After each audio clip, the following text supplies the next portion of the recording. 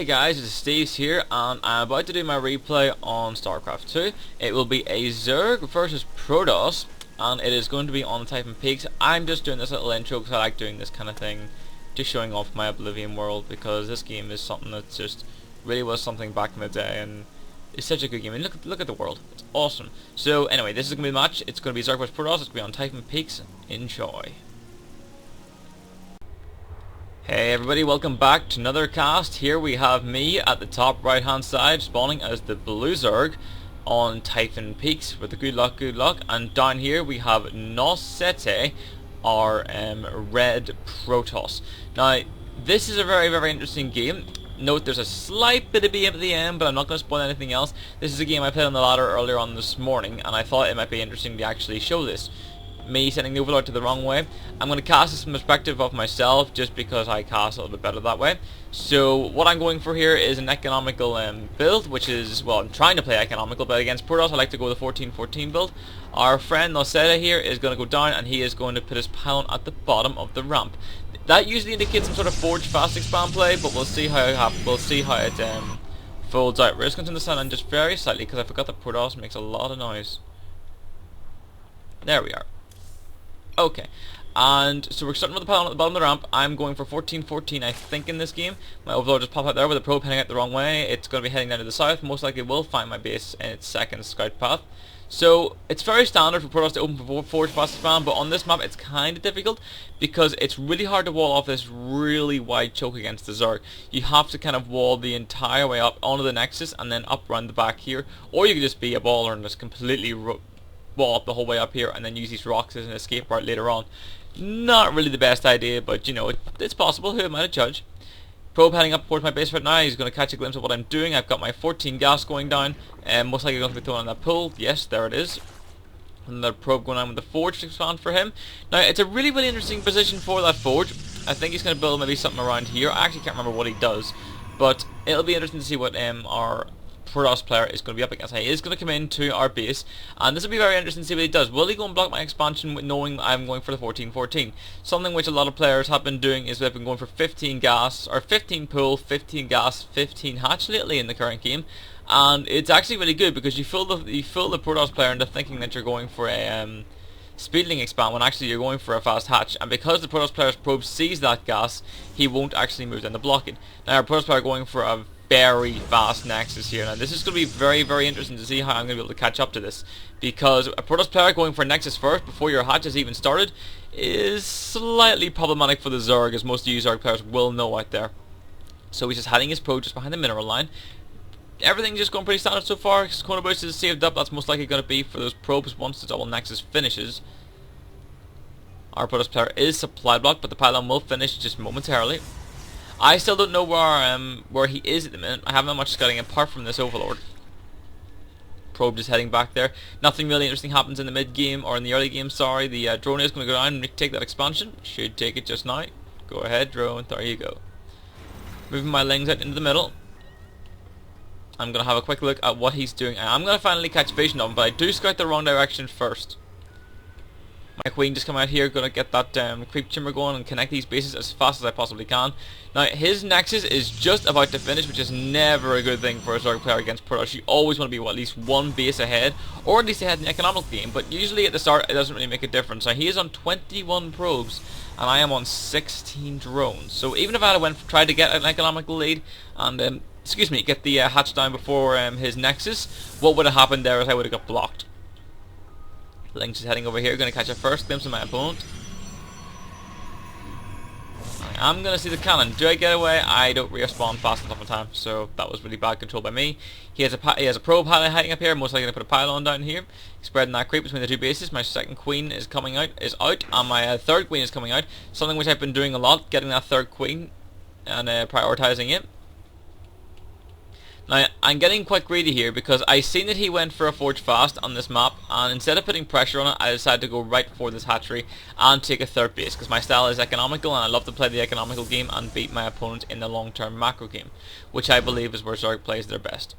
So, just doing my little transfer, getting my creep tumor spreading between the two bases. Got a good creep spread so far. My third queen is out, and this queen can now go down to the third base. So it all went quite well. If I do not get the third base that early, I will just simply use this queen for creep spreading and transfusion defense purposes. He is now getting his warp gates. No Chrono Boost using that so far. Most of the Chrono Boost has been used on the probes, if even not, because this Nexus is actually kind of full of energy. Keeping that pylon behind, pretty good idea. Going to be able to scout for those Nidus Worms, Overlords, or any sort of drop play in from the backside of the base. No upgrades coming in just yet for our Protoss player. With a probe coming in, he's going to be able to get some a bit of. He probably will actually get a glimpse of my hatchery down there. Does he know about it? No, he doesn't. But he's blindly placing a pylon there anyway. Pretty standard place for Protoss, but their pylon, rally, point Steve. Ouch. Just spreading that creep along the map now, just trying to get it as far as I can. Keeping control of this island like a watchtowers, keeping an eye on his third base, making sure he doesn't take that. No Chrono Boost just yet. Is there any Chrono Boost being used? I don't think our Protoss player is Chrono Boosting. What do we have here? We have a Twilight Council going down.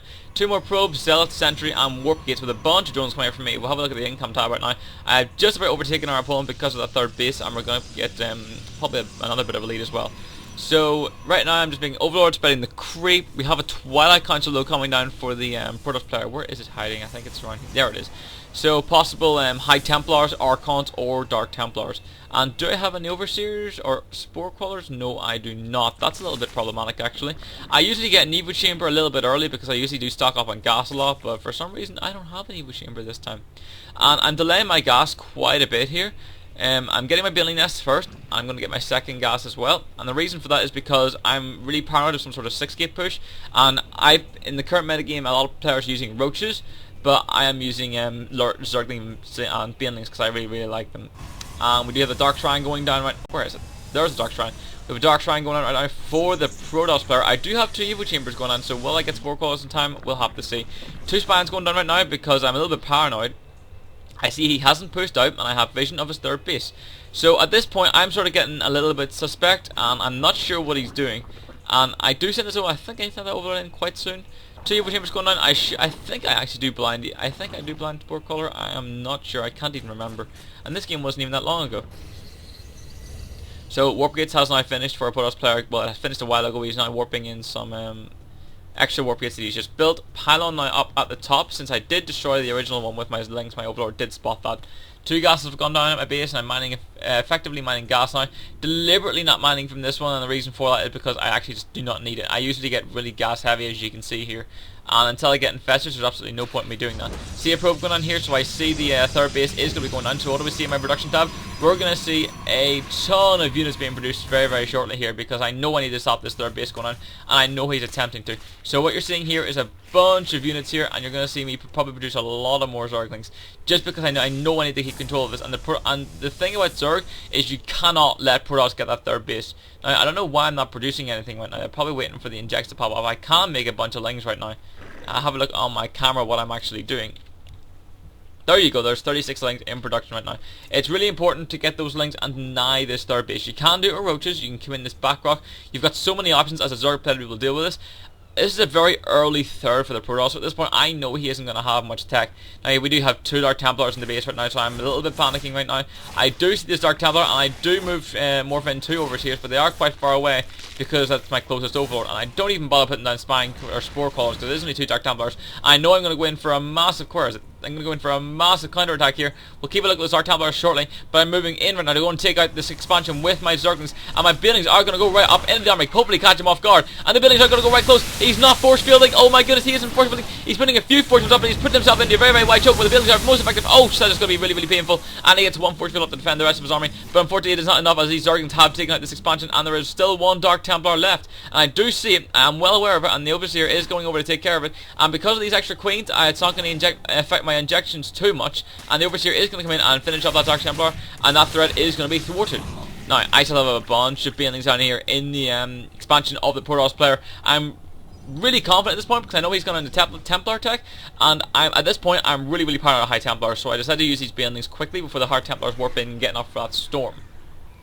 Storm does 80 damage, which is more than enough to kill a Baneling in a second. So you have to be very careful about that. He is trying to place another Nexus down, quite oddly. And I have a bunch of Banelings sitting here with a bunch more Zerglings coming down here. I should be taking the Infestors very shortly, but I'm really confident at this point that I'm really far ahead. If we have a look at the income tab, I am 52 drones to 46, so I'm not as ahead as I might think, but I did kill that third base off him. Quinobic energy is still full for our Protoss player, and over here we have that one guy who I refused to kill for some reason. I really should have taken that.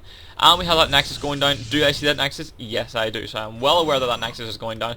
But I know at this point I don't need to go and harass that because I want to keep my control. And the fact that he's seeing another Nexus is going to cue my attack right into the main again. And he doesn't even get a force field off, unfortunately. And these Banelings are absolutely rolling over his army.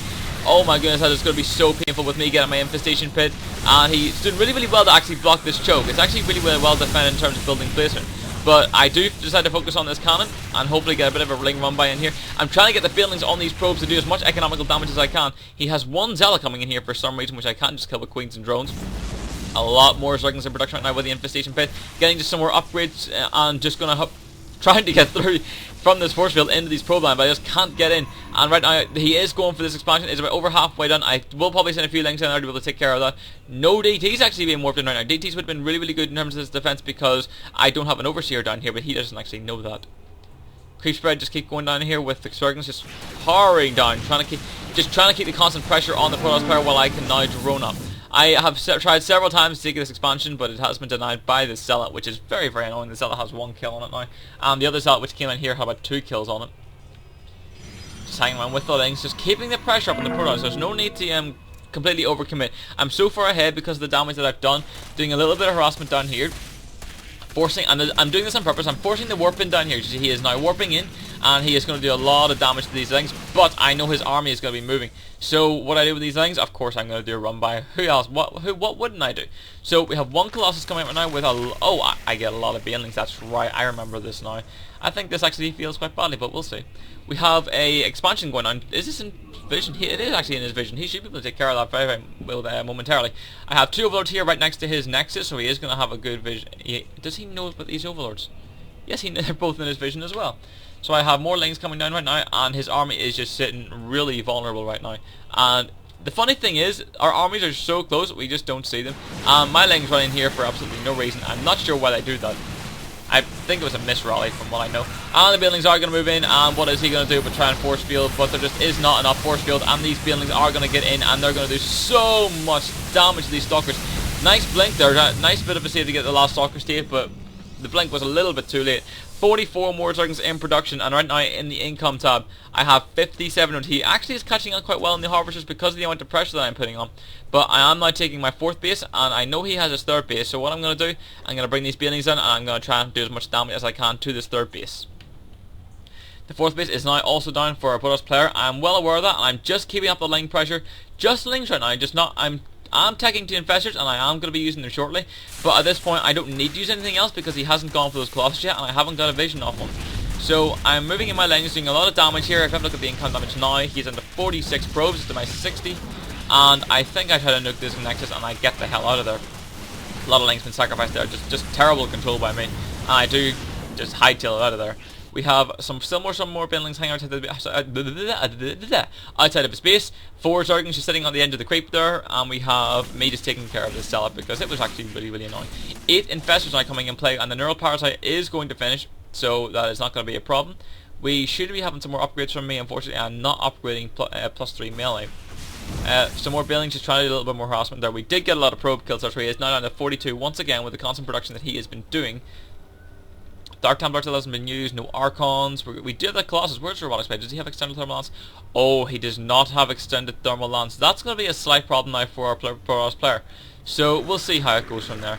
We have a few lanes and Banelings coming in play here, and the Infestors are now in play. They do have enough for that. The Neural Parasite has been recharged, and I do see this attack coming in place. If you look in the production now, I am consistently making a lot of units, and I'm going to move these units back. My Queen got misrallied for some reason, not sure how that happened. I see this push coming in because it is standing right on the creep, and guess what? He has no observer. So he isn't even able to take off this creep tumor, and standing this far in on creep is really dangerous because most Zerg players know, and most players in general know, that the Zerg moves so much faster on creep. I have a sick number of Infestors right now, just because the Infestors, I will be so bold to state that the Infestor is incredibly overpowered right now, and this army is literally going to roll over him, and the main damage is going to come from Fungal Growth. Just have a look at what happens here. Completely surrounded, Fungal Growth, Neural Parasite, the Colossus, and oh my goodness, that is, ouch, yeah. And that finished off his army, and we get the classic BM from him, and he will leave the game. So I hope you all enjoyed that. That was pretty actually, yeah, it was pretty weird. I'm going to be doing some replays that are actually not from myself, so I don't actually kind of remember what's going to happen. So if you want, you can submit in some replays. Post a link in the comment section with upload on replay fu or replay foo or just somewhere where I can download the replay, and I will quite happily cast it as long as it has a decent level. So I think that'll do it for today. I'll see you all next time.